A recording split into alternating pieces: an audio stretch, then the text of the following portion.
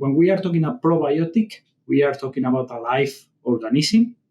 Then we are providing directly the right organism to colonize the intestinal tract to the animal. When we are talking about prebiotics, we are talking about something that is a substrate for the certain organism present in the intestine, then directly promoting the beneficial ones. And when we are talking about postbiotics or simply metabolites, we are talking about soluble factors that are basically secreted by the live bacteria, or also after the bacterial lysis, providing beneficial benefits to the animal.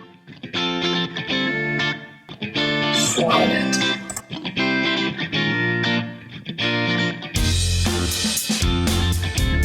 Hi, welcome to our latest edition of Swine Podcast. I'm Jerry Purvis, your host. Today we have a very special guest, Dr. Gustavo Cordero. Dr. Cordero has a vet degree from the University of Complutense in Madrid. He also is a PhD in pig nutrition. He's worked in various roles in the industry as at the University Center of the Netherlands, 2007. 2009, he worked at the Danish Institute of Agricultural Science Center. He's published more than 25 publications in national and international congresses. So a well-rounded, well-experienced guest. Welcome to our podcast today, Gustavo. Yeah, thank you, Jerry. And, this is an area that I focus today, an area that I have a lot of interest, particularly, but talking about yeast. And, it's a yeast is an area that's widely accepted technology in the industry, but I think it's widely misunderstood. So equally confusing to a lot of people. So I'm really interested today. First question, Gustavo, thinking about yeast, a lot of producers put yeast in the same bucket. And so maybe talk a little bit about discern from these different types of yeast products we have, and then talk about prebiotics, probiotics, postbiotics. What do those terms mean? Yeah. Thank you, Jerry, and for me it's a pleasure to be here as well. And as you mentioned, one of the things that we realized 6 months ago, we were doing a survey regarding all these yeast products that we have in the market. And the first thing it should be to define the different categories, as you mentioned. When we are talking a probiotic, we are talking about a live organism. Then we are providing directly the right organism to colonize the intestinal tract to the animal.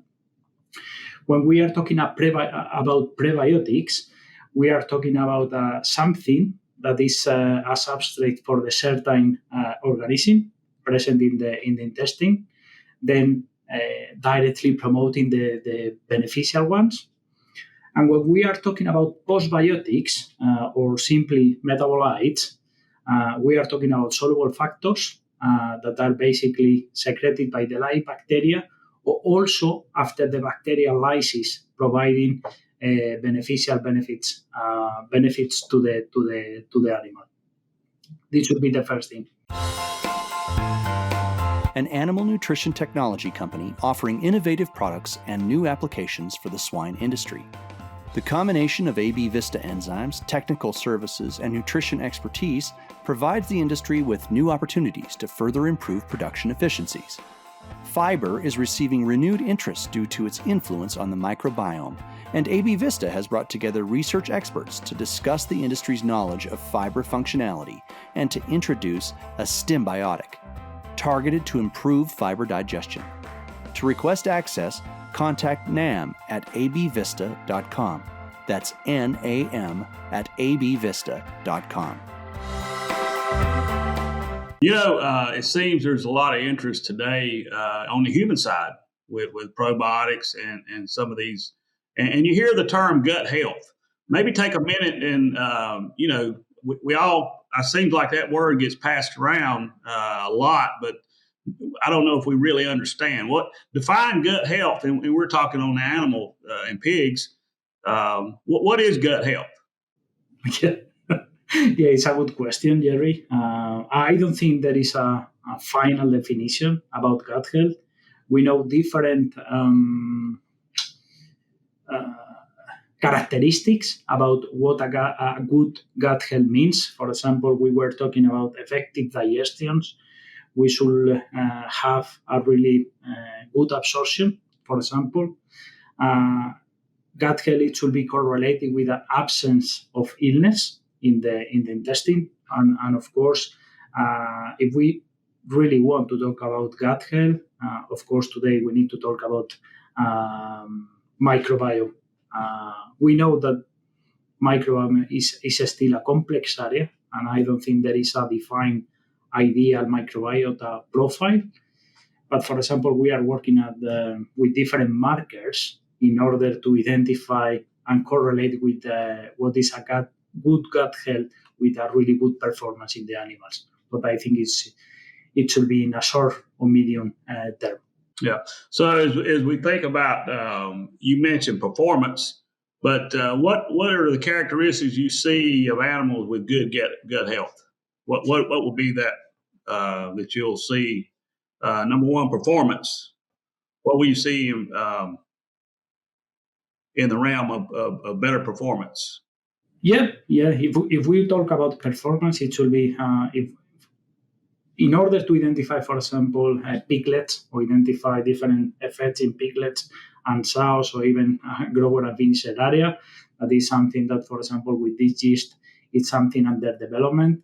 I think the main application for all these yeast different products is mainly sows and piglets. Then, if we talk about piglets, I will say it's intake are increasing the feed intake, what is really crucial after weaning. Secondly, I will say feed efficiency, but of course we focus in mortality and morbidity, Jerry. We know that it's something so important nowadays. We have higher mortality in the units because of diseases and different things, and then mortality and morbidity should be something important as well. Yeah, for sure. That's always, when you talk about mortality, you talk about feed efficiency. There's two very financially important metrics that all producers really take note of. If we can, find things that can impact that positively. So just getting back to yeast, as I said, a lot of producers, there are so many. It seems there's a lot of products out there in the space. Maybe take a minute and differentiate a little bit in some of those products. Seems like, as I said, a lot of producers put them all in the same bucket. Are they all the same? How do they work, differently? What are Well, the first thing, I think you are totally right. Most of the time, we found that customers exactly didn't know what they are including in the formulation, and also they don't know exactly which could be the benefits. No, as all of them are included in the same bucket, and basically you choose by price, and sometimes you are not comparing apples with apples. Then starting from the different yeast production and how impact the different mode of action that they should have. I think we need to consider, for example, the degree of processing, the size of the molecules that you can obtain for the processing, especially man and oligosaccharides and beta-glucans, that I would say are the two main components. And also, the third important thing is the solubility of this molecule, of the MOS, and also of the beta-glucans. Because with these three components, the processing, the size of the molecules, and the solubility, you could have different effects in the animals. Yeah. So it seems like there's several metrics that and there aren't the same. There's certain products, and you mentioned different mode of actions. What are some of the mode of actions that you see within a host when you use some of these yeast products? If we start, for example, with the more simple one that I will say is the live yeast, the probiotic, the main mode of action is a powerful antioxidant because the live yeast has the power to consume oxygen. You are providing a live organism to the animal.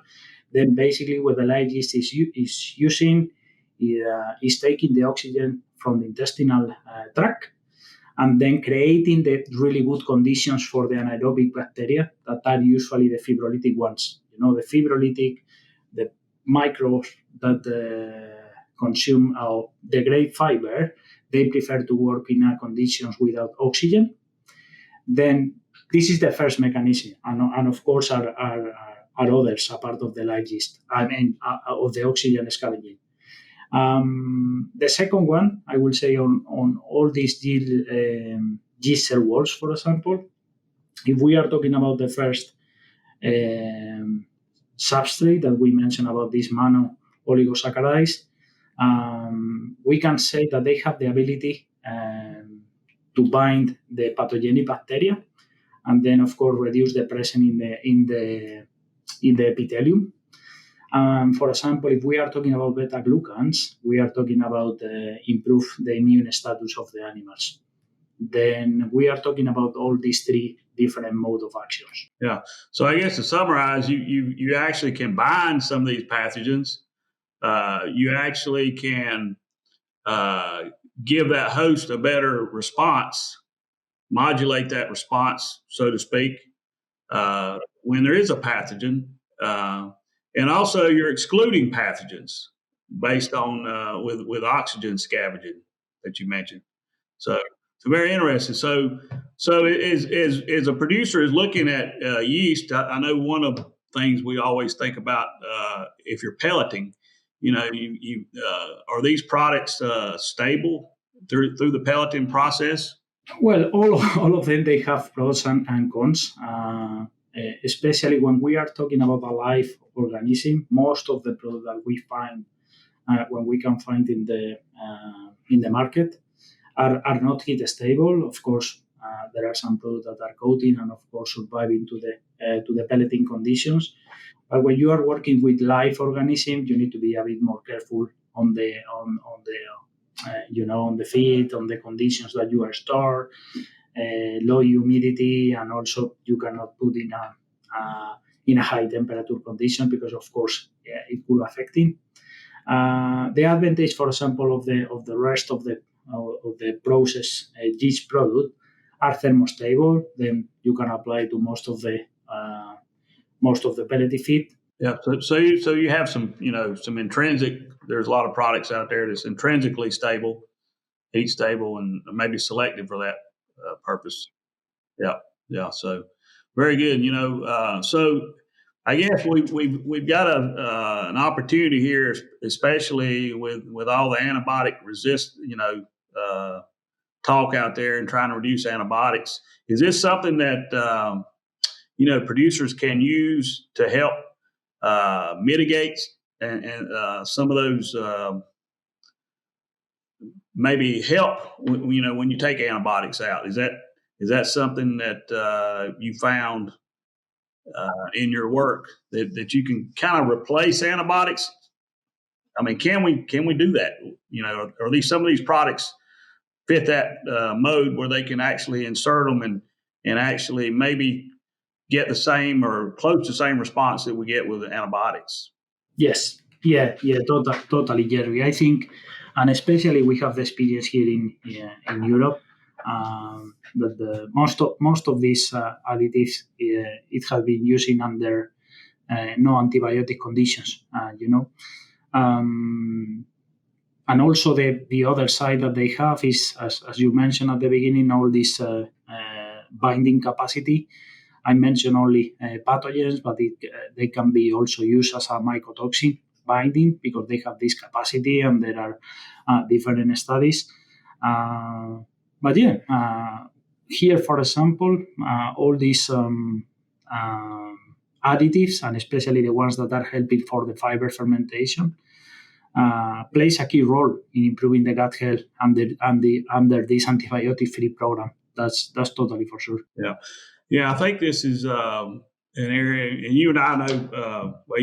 I really am a big fan of fiber in sows, and so responses that I've seen in our systems.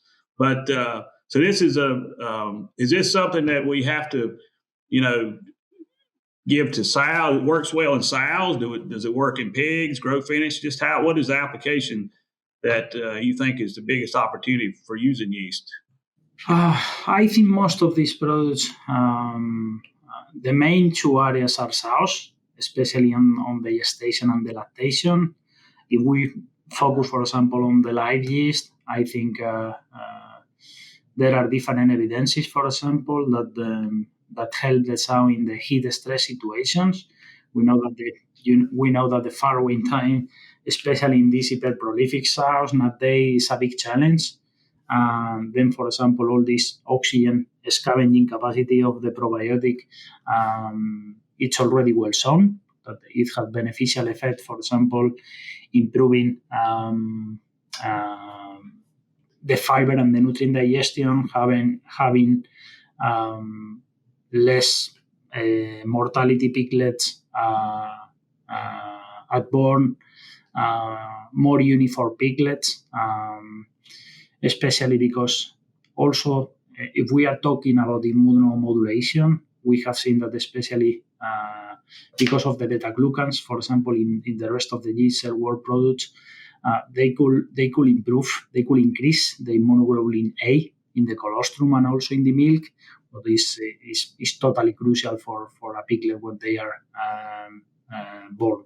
Yeah. So I guess what you're saying, we can improve that sow's gut health, but there also is we can improve that piglet's maybe livability. We can improve.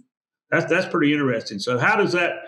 What do you think are some of the reasons why we see better piglets? It seems from sows that are fed yeast.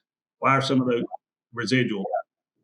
Yeah, the beneficial in the piglets are coming basically when you apply this type of products on as we mentioned in the gestation and also in the lactation.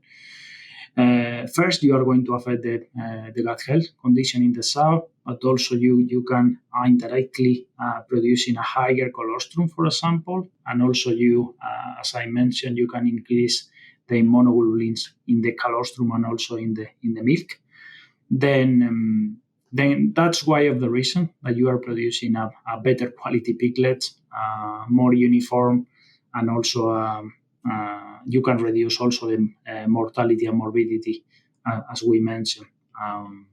So you're saying the quality of the colostrum is better. You have better colostrum quality. How about quantity? Do you see any response with quantity?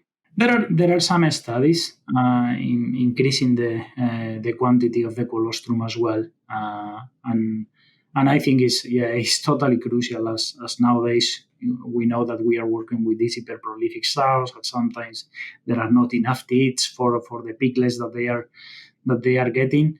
Then it's so important to produce enough amount of colostrum per piglet, otherwise they cannot survive. It's totally crucial at this moment. Yeah, I think that's what is it about 250 grams is kind of that marginal per pig.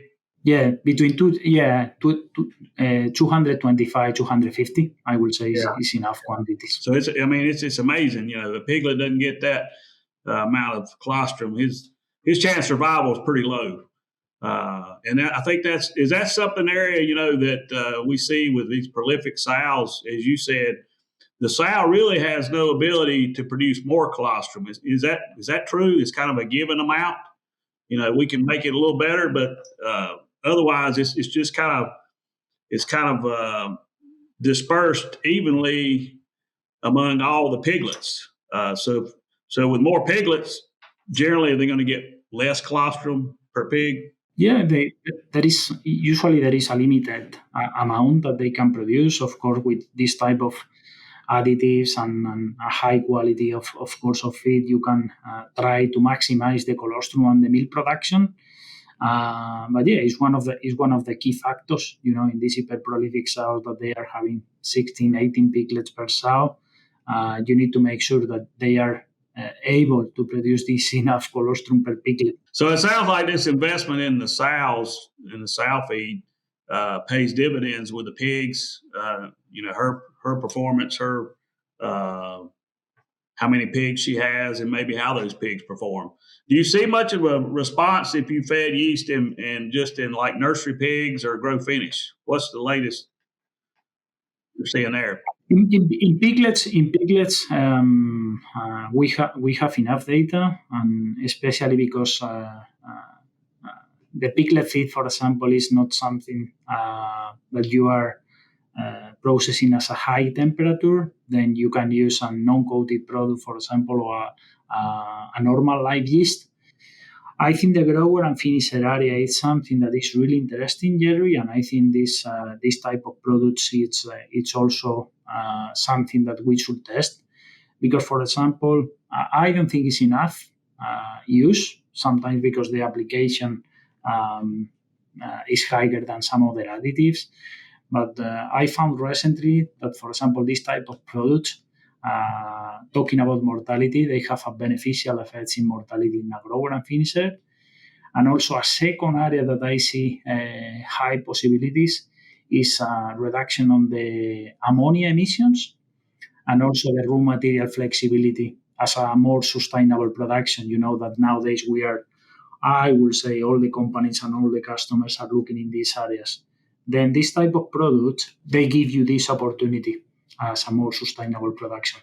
That's an interesting comment there. So it's sustainability, I think, is becoming more of a topic with consumers and the public in general. And so, there's a lot of there's going to be a lot more talk, how we can reduce emissions and we can be more sustainable. So you think that these products actually, could help in that space with sustainability? Yes. We have seen this especially in piglets. As I mentioned, we are working with some of the markers that we consider important nowadays. We are working, for example, with BFAs, volatile fatty acids, as a key indicator of fiber fermentation. And also we are working with brain chain fatty acid, what is a key indicator of the protein fermentation. Then we try to avoid the brain chain fatty amino acids that are, when are fermented, are producing the brain chain fatty acid. We want as higher the BFAs as possible and the lower the brain chain fatty acid as possible.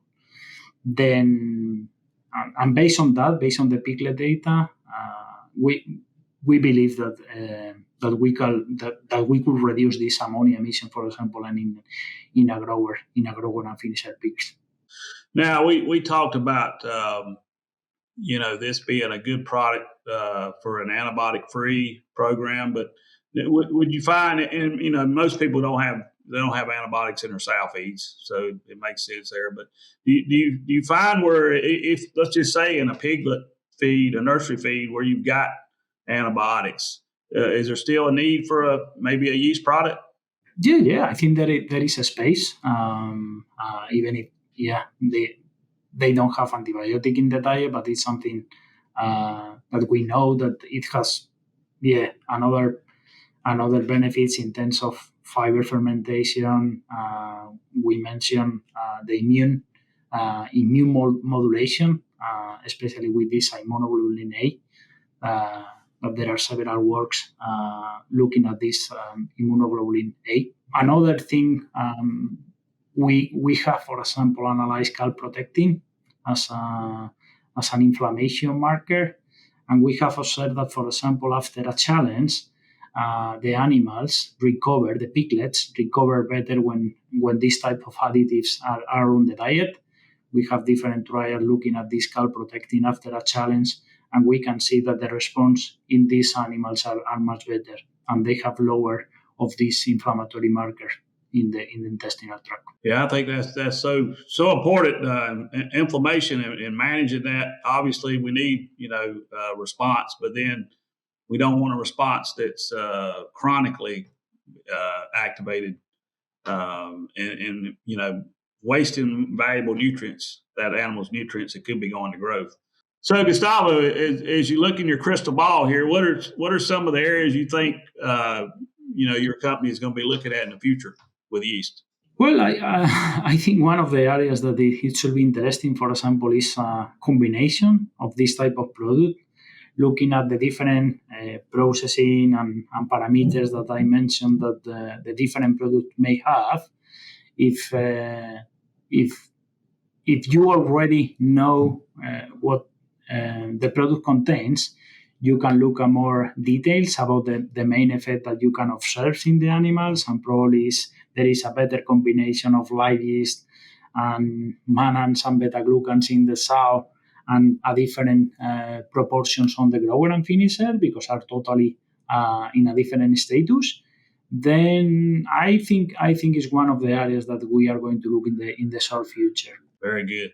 And at the end of the day, I think all producers is about ROI, and you think, yeast products have a pretty good, return on investment for the producer, especially in times when feed costs are high and maybe the value of the pig is not so great.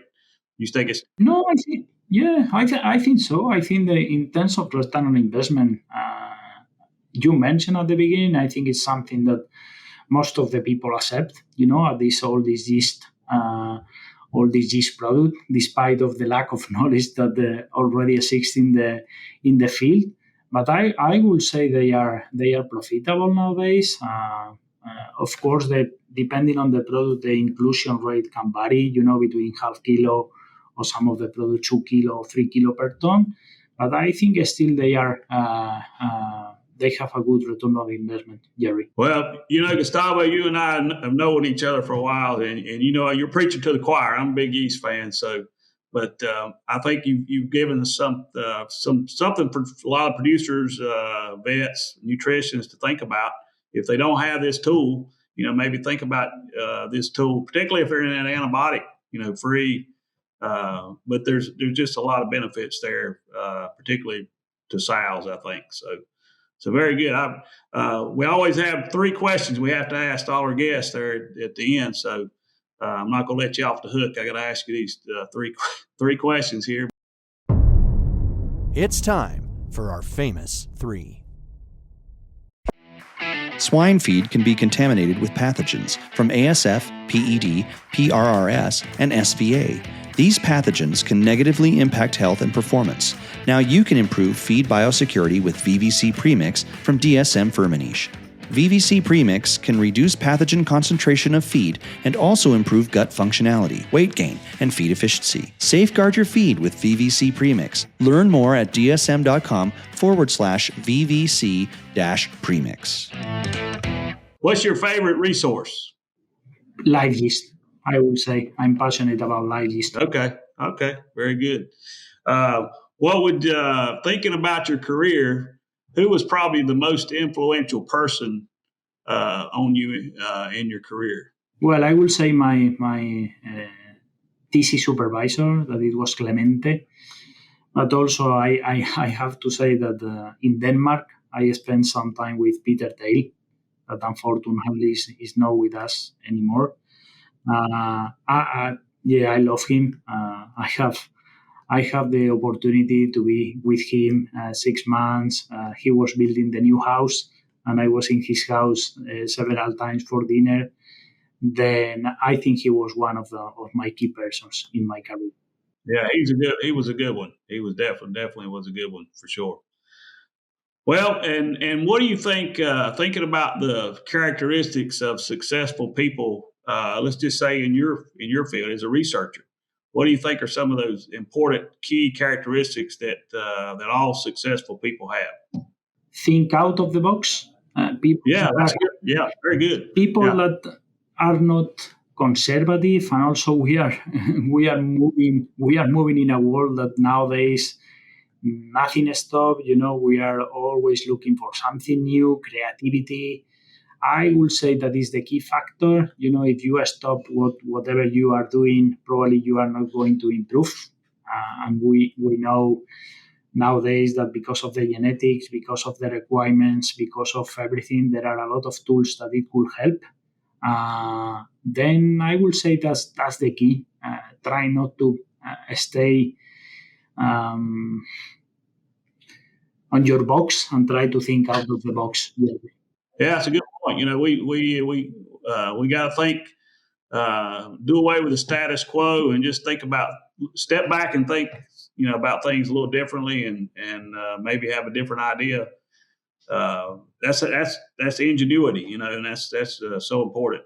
And that's something I think all of my guests is being able to keep asking questions.